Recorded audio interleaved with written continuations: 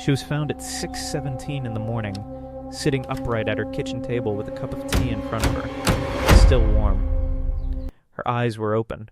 Her phone was in her hand. And the front door, which her neighbors swore they heard slam shut the night before, was locked from the inside. There was no forced entry. No sign of struggle.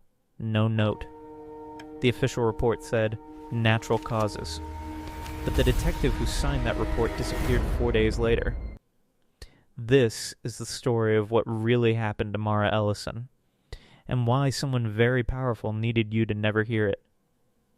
My name doesn't matter. What matters is what I found, and what they tried to bury along with Mara. So let's start at the beginning, not the beginning the newspapers printed. Not the version her employer put out in that sleek, lawyer-approved statement, but the real beginning, the one that starts 6 weeks before her body was found and involves a USB drive, a name she shouldn't have known, and a phone call that lasted 47 seconds and was placed from a burner registered to nobody.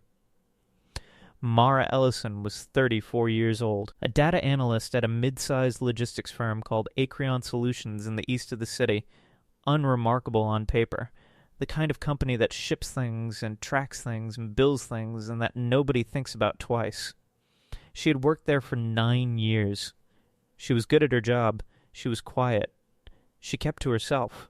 Her colleagues described her almost uniformly as pleasant, which is the word people use when they mean forgettable. But Mara was not forgettable. Not to the people who mattered.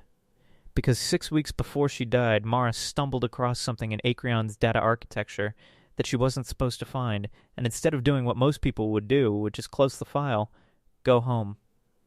And never speak of it again, she made a copy. She took a photograph of her screen on her personal phone. She sent that photograph to a personal email address. And then, fatally, she printed it.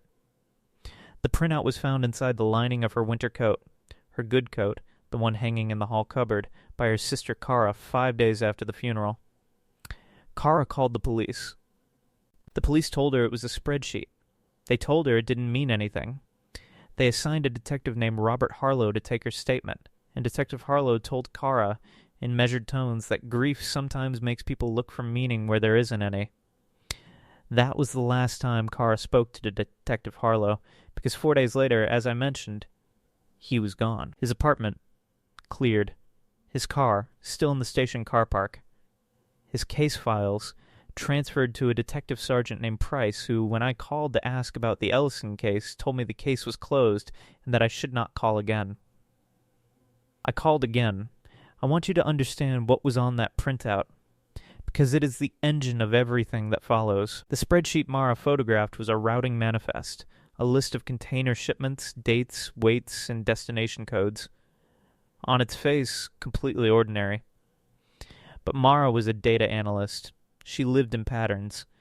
And she had noticed that one particular set of shipments, 12 of them over 18 months, all routed through a port facility in the south of the country, corresponded to dates on which 3 separate Acreon subsidiaries had logged major write-offs, losses on paper. Money, in other words, going somewhere it shouldn't and being disguised as something it wasn't. She had even annotated the printout in her own handwriting, in red pen, with a name at the top. The name was not an Acreon employee, the name was a public official. And that is where this story stops being about a woman who died at her kitchen table and starts being about something far larger, far older, and far more dangerous than any of us realized. Because the public official, whose name Mara had written at the top of that page, in neat, careful capital letters, with a question mark at the end, as if she herself couldn't quite believe what she was looking at, was a name that opened doors, closed doors, made things disappear. And Mara, sitting alone in her kitchen at whatever hour she sat there, with her tea going warm beside her, had pointed a pen at the center of all of it, and written. Why?